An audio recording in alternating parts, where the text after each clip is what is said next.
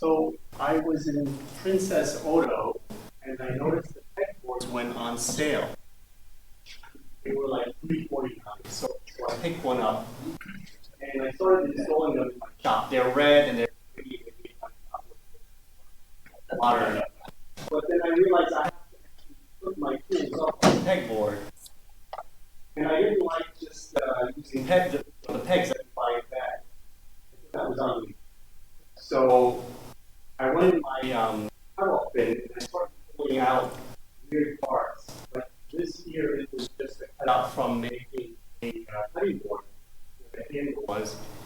And I liked the curves, and I just went with it. So I put up some plywood to the bottom, some purple heart. And I even, on my lathe, I turned, turned a rod. And then with the router, I made a tight fit for my marking gauges.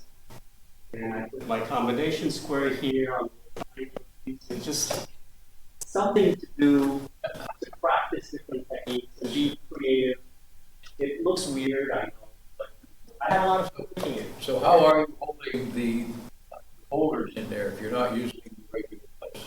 I put screws in the back. Screws in the back? Yeah, but I also found you can get like airline tubing from a fish tank, and it fits right on a number 8 machine screw. Oh yeah. And I actually thread the back, and I put the rubber on so it snug fits into the hole. Yeah. It's like you said, an engineer takes a simple thing and makes it complicated, but it works. And every time I look over it, it just makes me feel good. So Yeah, neat. instead of those little hooks that come in the back. Yeah. Very cool. Very cool.